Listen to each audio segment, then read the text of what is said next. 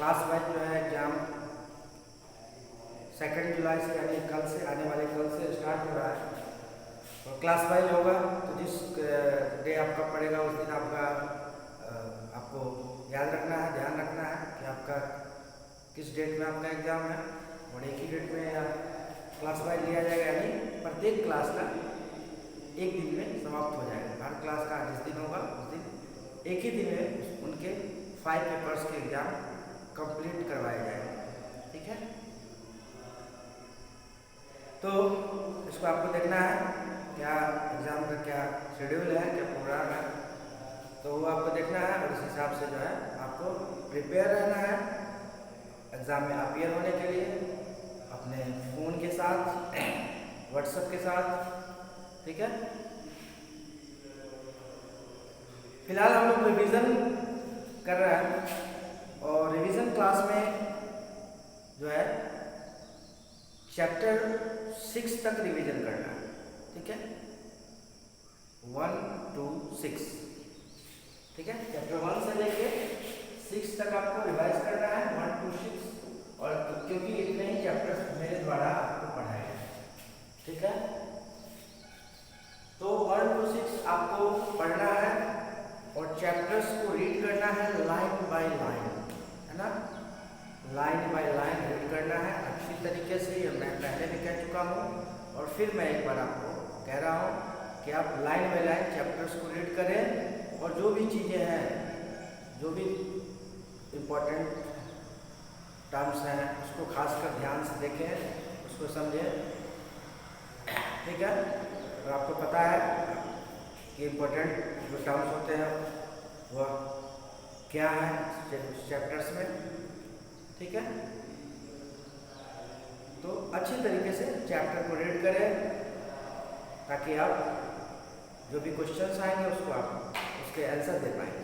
ठीक है, चलिए हम लोग 5th चैप्टर पे आ जाते हैं, रिवीजन करते हैं। लास्ट डे हम लोगों ने जो है रिवाइज किया था सॉदर्न प्लेट्यू के बारे में, उसके कई सारे states, occupation, life style, famous places वगैरह जो भी है वो सारी चीज़ों के बारे में हम लोगों ने दोबारा से एक बार रिवाइज किया उसको, है ना, चैप्टर पढ़ाया गया और उसको फिर उसका रिवीजन भी कराया गया। तो आज हम लोग 5th चैप्टर है the coastal plain and islands. Coastal plain and islands. ठीक है, जब हम फिजिकल डिवीजन पढ़ते हैं इंडिया का तो उसमें हमारा ये डिवीजन भी है, ये पार्ट भी है फिजिकल डिवीजन का, कोस्टल प्लेन और एंड आइलैंड्स। ठीक है, क्योंकि भारत में एक लंबी कोस्ट लाइन है। ठीक है, और उसके अलावा आइलैंड्स भी हैं।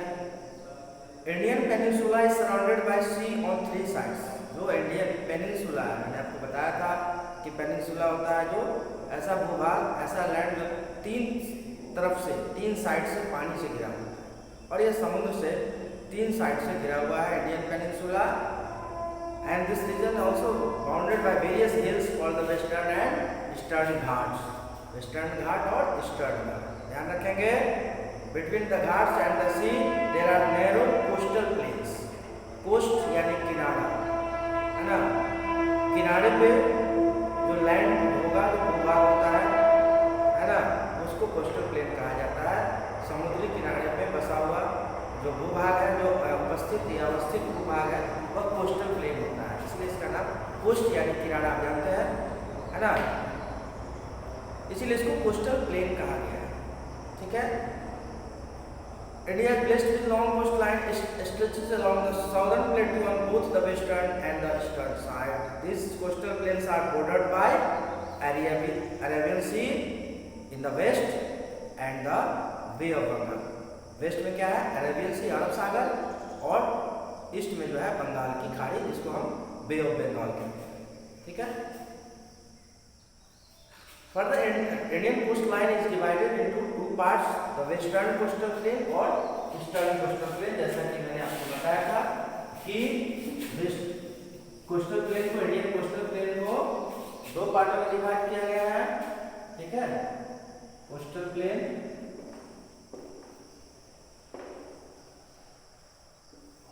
ईस्टर्न और वेस्टर्न, ईस्टर्न कोस्टल प्लेन्स और वेस्टर्न कोस्टल प्लेन्स, ठीक है। इसको आप ऐसे लिख सकते हो, ऐसे मत लिखो, इस तरह से वेस्टर्न, इधर ईस्टर्न कर दिया, ठीक है।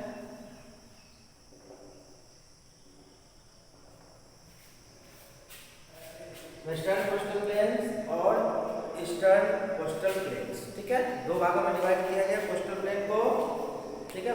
वेस्टर्न कोस्टल प्लेन क्या है? वेस्टर्न कोस्टल प्लेन्स की शुरुआत कहाँ होती है? गल्फ ऑफ कच्छ से, in the west. It begins from the Gulf of Kutch in the west. They move towards along the border of Maharashtra, Goa, Karnataka and Kerala and reach Kanyakumari. Maharashtra, Goa, Karnataka और केरला से होते हुए कन्याकुमारी तक इसकी लाइन टच करती है border को, है ना। Thus the western coastal plain lies between the Western Ghat and the Arabian Sea. Western coastal plain lie in the Western Ghat और Arabian Sea. इसके बीच है वेस्टर्न घाट और अरेबियन सी के बीच का हिस्सा है, के बीच पड़ता है यह वेस्टर्न कोस्टल प्लेन, ठीक है। Kandla, Mumbai, Cochin are the sea port. Kandla, Mumbai, Cochin are the sea port along the western coast. The western coastal plains also can be divided into 3 parts. अब ये वेस्टर्न कोस्टल प्लेन है, इसको भी 3 पार्ट में डिवाइड किया है, ठीक है। 3 पार्ट्स में इसको भी डिवाइड किया गया है। कौन कौन सा? The Konkan coast, the Gujarat coast, the Konkan coast और the Malabar coast. Western coastal plains also divided can be divided into 3 parts: Gujarat coast, Konkan coast and the Malabar coast, ठीक है। तो हमने देखा कि सबसे पहले कोस्टल प्लेन के 2 पार्ट्स हैं, वेस्टर्न कोस्टल प्लेन और ईस्टर्न कोस्टल प्लेन। अब हम देख रहे हैं कि वेस्टर्न कोस्टल प्लेन को भी 3 पार्ट्स में डिवाइड किया गया है ना। वो कौन कौन से हैं? Gujarat coast, the Gujarat coast, the Konkan coast and the Malabar coast, ठीक है। सबसे पहला है the Gujarat coast. It runs along the state of Gujarat, नाम ही है इसका गुजरात कोस्ट। तो ऑब्वियसली ये जो है गुजरात राज्य से होकर गुजरती है। It is quite broad in north and gets narrow towards the south. उत्तर में, नॉर्थ में इसकी चौड़ाई ज़्यादा है और जैसे जैसे साउथ की तरफ इसका क्षेत्र जाता है वहाँ पे इसकी चौड़ाई कम होती जाती है, ठीक है। In Gujarat the land is flat, flat land है ये गुजरात में। The gulf of Khambhat and gulf of Kutch, Gujarat Kutch जो है, गल्फ ऑफ कच्छ, खम्बत गुजरात का क्षेत्र है, are located in this coast. Gulf of Khambhat and gulf of Kutch जो है इस कोस्ट का हिस्सा है। माही और साबरमती नदी जो है, rivers, the Mahi and Sabarmati rivers flow through this region. 2 नदियां हैं जिसमें आपने साबरमती का नाम तो बहुत बार सुना होगा, माही का नाम ना सुना हो, लेकिन साबरमती का नाम आपने बहुत बार सुना होगा, है ना, क्योंकि गांधी जी से रिलेटेड है, ठीक है। तो कई जगहों पर इस रिवर का जिक्र आता है, साबरमती का, तो इस वजह से मैं ये जानता हूँ कि आप लोगों ने कई बार सुना होगा। उसके अलावा दूसरी जो नदी है, दूसरा जो रिवर है वो है माही, जो इस रीजन में फ्लो करती है। इस क्षेत्र में जो 2 नदी बहती है, माही और साबरमती, ठीक है।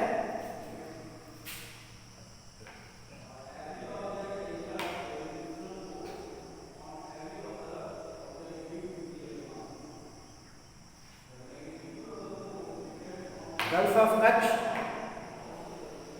is also famous for wildlife sanctuary, which is the home of Asiatic lions. गिर गुजरात है ना, जो है फेमस है एशियाटिक लायंस को रखने के लिए। वाइल्ड लाइफ सेंचुरी है जो इसमें एशियाटिक लायंस को रखे जाते हैं। ठीक है, दूसरा आपका है, तो सेकंड आपका कोस्ट है वेस्टर्न कोस्टल प्लेन का, वो है द कोंकण कोस्ट। कौन सा है? The Konkan coast. The middle part of the western coastal plains is the Konkan coast. Middle part of the western coastal plain is Konkan coast, है ना, कोंकण कोस्ट। ठीक है, ये आपका है गुजरात कोस्ट, और जो मिडिल हिस्सा है वो है कोंकण कोस्ट। ठीक है, थर्ड वन है आपका the Malabar coast.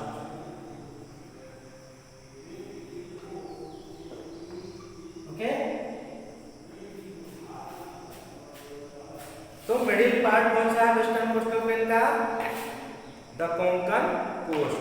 Okay, the Konkan coast start from the gulf of Khambhat and stretches up to Goa. Gulf of Khambhat से, खंबत की खाड़ी से शुरू होकर कहाँ तक जाती है? गोवा तक जाती है। ठीक है, it is rocky and uneven, there are many ways all along the coast. ठीक है, कई सारे वेज और वाटर बॉडी, कई सारे वे जो है इसके साथ इस क्षेत्र में इस कोस्ट गुजरते हैं, है ना। The rocks are hidden under water, और चट्टाने जो है वो पानी में छिपी हुई होती है, बड़ी बड़ी चट्टाने जो होती है पानी के अंदर होती है ना। और इस रीजन में जो है उस चट्टानों से बचाने के लिए, उन बड़े बड़े पत्थरों से बचाने के लिए लाइट हाउस बनाया गया है, जो जहाज़ों को या बोट्स को जो है वार्न करते हैं कि आगे रास्ते में चट्टान है या पत्थर है बड़े बड़े, उनको वार्न किया जाता है, चेतावनी दी जाती है कि अपना रास्ता बदल लें, है ना। ठीक है, अपना रास्ता बदल लें, इसलिए लाइट हाउस बनाया गया है। ठीक है, जिससे सूचना दी जाती है, जिससे वार्न किया जाता है बोट्स और शिप को कि आगे जो है रास्ता सही नहीं है, इट मीन्स आगे चट्टान है, पत्थर है, रॉक्स है, तो अपना रास्ता बदल ले, अदरवाइज क्या होगा? दुर्घटना हो जाएगी। ठीक है, शिप्स जो है या बोट्स जाके चट्टानों से टकरा जाएंगे और क्षतिग्रस्त हो जाएगा, दुर्घटना हो जाएगी। ठीक है, तो इसलिए उसको वार्न करने के लिए लाइट हाउस बनाया है। ठीक है, कोंकण कोस्ट की खासियत है कि यह ऑयल डिपॉजिट्स है। यहाँ पे Konkan coast is rich in oil deposits, जिसका मुंबई हाई के नाम से फेमस है। मुंबई हाई जो मुंबई के नज़दीक है, बॉम्बे हाई उसको कहा जाता है। बॉम्बे हाई वो ऑयल डिपॉजिट्स के लिए फेमस है ना, and it is located on the Konkan coast. ठीक है, कहाँ पे अवस्थित है ये? कोंकण कोस्ट में अवस्थित है। तीसरा जो आपका पार्ट है वेस्टर्न कोस्टल प्लेन का, वो है the Malabar coast. The southern part of western coastal plain is known as the Malabar coast. Malabar coast जो है वो वेस्टर्न कोस्टल प्लेन का सदर्न हिस्सा है, दक्षिणी हिस्सा है। ठीक है, it is wider than Konkan coast, इसकी चौड़ाई जो है कोंकण कोस्ट से ज़्यादा है। इस कोस्ट की lies between Goa and Kanyakumari, Goa और कन्याकुमारी के बीच यह अवस्थित है, यानी गोवा से कन्याकुमारी के बीच का जो क्षेत्र है वो मालाबार कोस्ट का क्षेत्र है, वह मालाबार कोस्ट कहलाता है। ठीक है, the Malabar coast is famous for its lagoons. Okay, lagoons specially in Kerala. Lagoons के बारे में स्टूडेंट्स मैंने आपको बताया था, शैलो सॉल्ट वाटर लेक होता है ना। Lagoons are small, shallow salt water lakes that cut themselves off from the main sea. अपने आप को मुख्य सागर से अलग कर लेता है, मुख्य समुद्र से अलग कर लेता है। ठीक है, और यह शैलो सॉल्ट वाटर लेक्स है, कम चौड़ा, शैलो मतलब कम चौड़ा, है ना। छिछला जिसको कहते हैं शुद्ध हिंदी में, ठीक है, जिसका पानी जो है वो एक लेवल में नहीं होता है, इसलिए इसको शैलो कहा जाता है, ठीक है। मतलब कंटिन्यूटी वाटर जो है एक जैसा नहीं हो, उस पार्ट को जो है शैलो कहा जाता है, इसमें पानी कहीं कम कहीं ज़्यादा इस तरह से होता है, इसीलिए इसको शैलो सॉल्ट वाटर लेक कहा जाता है। और सॉल्ट वाटर लेक्स है, नमकीन पानी है इसलिए, और इसका नाम क्या है, लैगून्स। और केरला में आपको बहुत सारे लैगून्स हैं।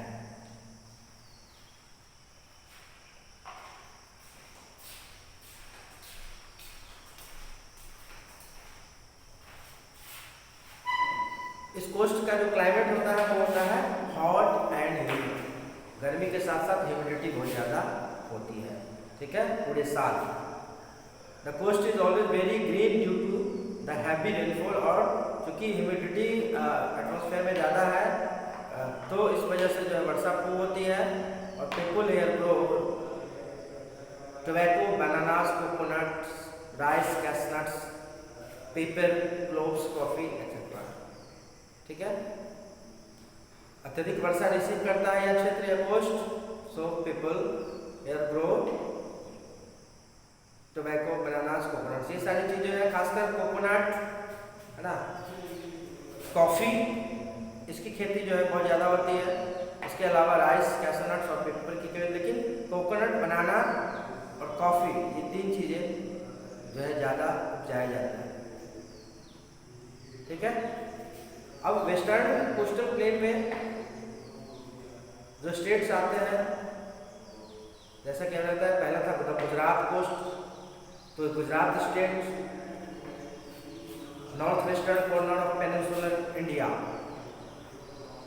Gujarat is the north western corner of peninsular India. Gandhinagar is the capital of Gujarat. Sabarmati, Mahin, Narmada and Tapi are the rivers flows through this state. Okay, the climate is hot in summer and cold in winter. Gujarat receive less rainfall. ठीक है, कुछ हिस्सा जो है गुजरात का वो बैरन भी है ना, डेजर्ट है भी है कुछ हिस्सा गुजरात का, जिसपे उस एरिया में बहुत ना के बराबर वर्षा होती है, इस वजह से बैरन हो जाता है यहाँ का जो भूभाग है, लैंड है, ठीक है। और ये जो मेन रीजन्स हैं उसमें ये चार नदियाँ जो है आपकी, साबरमती, माही की चर्चा मैंने पहले की थी, उसके अलावा नर्मदा और तापी भी इस स्टेट से होकर गुजरती है, ठीक है। Agriculture is the main occupation of the people of Gujarat. The soil is black which is suitable for growing cotton, okay. Black soil, काली मिट्टी पाई जाती है जो कॉटन के उत्पादन के लिए बहुत ही बेहतरीन है, ठीक है। फूड क्रॉप्स में आपका बाजरा, ज्वार, राइस, व्हीट आदि उपजाए जाते हैं, ये आपका फूड क्रॉप्स हो गया जो गुजरात में जिसकी खेती की जाती है। कैश क्रॉप्स में आपका कॉटन हो गया, ground nuts, tobacco, oil seed, spices, sugar cane and fruits. दो तरह की फसल होते हैं, फूड क्रॉप्स और कैश क्रॉप्स। फूड क्रॉप्स जिसका हम भोजन में डायरेक्ट इस्तेमाल करते हैं, और कैश क्रॉप्स नकदी फसल कहा जाता है, जिसको मार्केट में लोग बेचते हैं और उससे जो है कैश प्राप्त करते हैं, इसलिए उसको कैश क्रॉप्स कहा जाता है, ठीक है, नकदी फसल, ठीक है। आपका जो है स्पाइसेस, शुगर, ऑयल सीड्स वगैरह जो है, टी, कॉफ़ी, ये सब कैश क्रॉप्स कहलाता है, ठीक है। गुजरात डेयरी फार्मिंग के लिए फेमस है। अमूल, जिसका नाम आपने सुना होगा, अमूल दूध, जिसकी फैक्ट्री जो है गुजरात के आनंद में अवस्थित है, गुजरात के आनंद शहर में अवस्थित है अमूल की फैक्ट्री, ठीक है। और भी कई सारे जो है डेयरी फार्मिंग के जो है फैक्ट्रीज है, ठीक है। तो आनंद जो है खासकर गुजरात का आनंद हुआ है डेयरी फार्मिंग के लिए फेमस है, जिसमें सबसे बड़ा कि अमूल, जिसको लगभग हर कोई जानता है, अमूल का नाम, उसकी फैक्ट्री आनंद में, गुजरात के आनंद में अवस्थित है। Milk and milk products are produced here, ठीक है। Gujarat is also a major salt producing state, है ना। गुजरात में नमक भी तैयार किया जाता है। Gujarat is also famous for textile, diamond, industries, है ना। डायमंड इंडस्ट्री के लिए फेमस है, जो है हीरे का कारोबार बड़े पैमाने पे गुजरात में होता है, ठीक है। और साथ ही साथ टेक्सटाइल, जिसमें आपका सूरत और अहमदाबाद जो है वो फेमस प्लेसेस है गुजरात के। Gujarati is the main language along the people speak Urdu, Marathi and Hindi also. In Gujarat, Dandiya dances of Gujarat are very famous and the favorite dishes are dokla, bhakri and srikhand. Srikhand, Navratri is their main festival. Sabarmati Ashram, the historical Sabarmati Ashram of Gandhiji is also located here.